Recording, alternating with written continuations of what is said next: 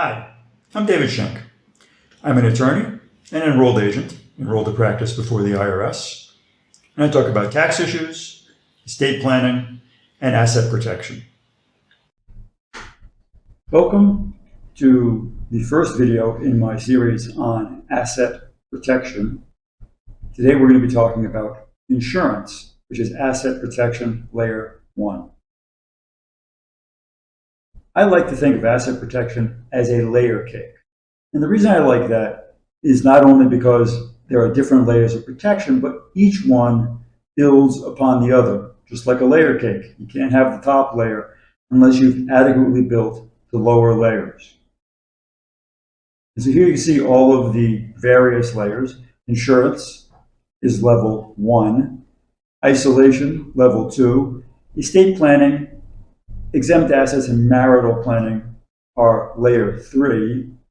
Liability drag with protected entities is layer 4. Domestic asset protection trusts are layer 5. And offshore asset protection trusts are layer 6. We're going to have videos on each one of these layers, as well as other videos as time goes on. But today, we're going to focus on layer 1, insurance. Layer 1 of your asset protection plan is insurance. And I hope that this seems obvious. Insurance is designed to spread risk around. Any liability that's covered by insurance doesn't have to be covered by your personal assets. And in many cases, the insurance provider may also provide some, if not all, legal support in the form of attorneys and other legal services. Obviously, to the extent that the insurance provider is going to provide you with legal support services, those services aren't going to be paid out of your assets. It's another form of asset protection that insurance can provide. The other great advantage of insurance is that it can help protect you from veil piercing. The limited liability that you enjoy by operating in corporate form is called the corporate veil. It means that creditors of the corporation can't seek to collect from the personal assets of the owners. The only thing that you have at risk when you operate in corporate form is the investment that you've made in the corporation.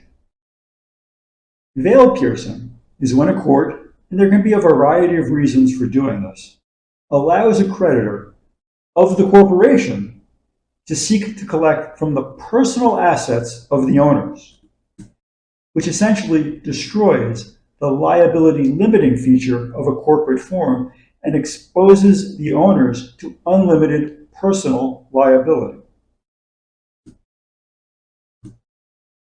In another video, we're going to talk about using corporate forms to isolate your risks. Whether you're using corporations or LLCs or limited partnerships or any kind of liability limiting form, there's always the risk that a court will pierce the corporate or LLC, etc. veil, which, as we discussed, destroys the liability limiting feature of a corporate form, exposing the owners to unlimited personal liability. While there are a number of reasons that a court may pierce a corporate veil, one of the most common, and the one that insurance protects you against, is undercapitalization. If your corporate entity is thinly capitalized, which is to say, it doesn't have a lot of assets, for example, not having enough capital to pay a foreseeable judgment, the court may pierce the veil and allow a creditor to go after your personal assets. But courts often consider adequate insurance as capital available to a creditor, thus overcoming the problem of inadequate capitalization.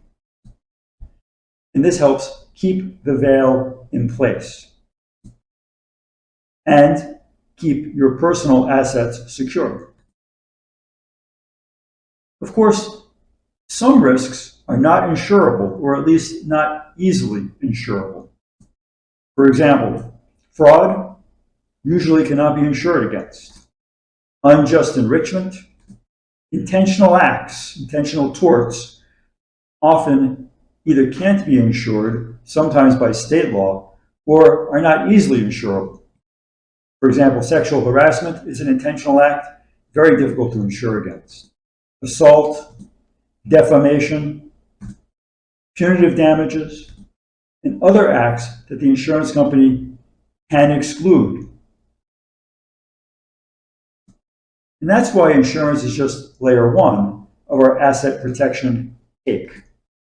In other videos, we'll talk about what to do when insurance is not enough to protect your assets. Disclaimer, this video and any accompanying text is for informational purposes only. The information provided does not and is not intended to constitute legal advice. By viewing this video or reading its accompanying text, no attorney-client or similar relationship is formed. If you require legal advice, please contact an attorney or other legal professional. This video covers a complex legal area in just a few minutes, and of necessity leaves out much of the details. Please don't make any important decisions based only on the information contained in this video.